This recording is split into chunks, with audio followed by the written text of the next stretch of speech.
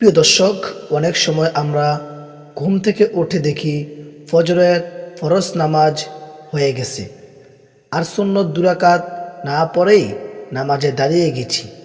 তখন প্রশ্ন আসে, এই 2 রাকাত ফজরের সুন্নত কি পরে কাজা করে পড়া যাবে? জি হ্যাঁ, যাবে। কিন্তু কখন পড়বেন আর কিভাবে পড়বেন, এই বিষয়ে অনেকে জানেন না। প্রিয় দর্শক, আমাদের প্রিয় নবী হজরত মুহাম্মদ সাল্লাল্লাহু আলাইহি ওয়াসাল্লাম বলেছেন, যে ব্যক্তি ফজরের 2 রাকাত নামাজ সুন্নত পড়তে না পারে, সে যেন সূর্য ওঠার পর তা আদায় করে নেয়। তিরমিজি শরীফের হাদিস।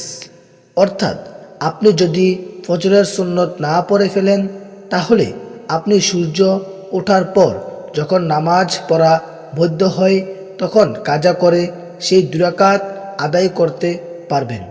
তবে একটা কথা মনে রাখবেন, সূর্য ওঠার সময় মানে ঠিক যখন সূর্য উঠতেছে তখন কোনো নামাজ পড়া যাবে না।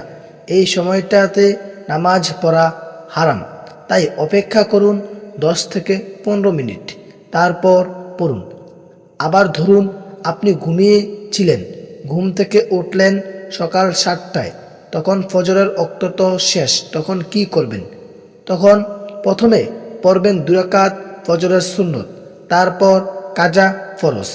এটাই ছিল রাসূল সাল্লাল্লাহু আলাইহি ওয়াসাল্লামের নিয়ম। তিনি ঘুমিয়ে ফজর মিস করলে উঠে আগে সুন্নত পড়তেন, তারপর ফরজ পড়তেন।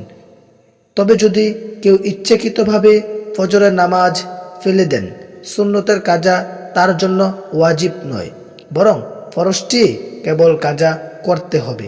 কিন্তু যারা ভুলে যান, ঘুমিয়ে যান বা সুযোগ না পান, তাদের জন্য এই ছোট আমলটিও আল্লাহর কাছে অনেক বড় ইবাদত হয়ে যায়।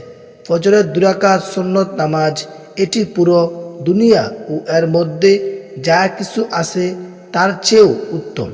সহিহ মুসলিম। তাই এই আমলকে কখনো হালকা করে দেখবেন না। আর যদি কখনো ছুটে যায়, তাহলে যেন দেরি না করে তা পূরণ করে নিন। আল্লাহ আমাদের সবাইকে সময় মতো নামাজ আদায়ের তৌফিক দান করুক। আমিন।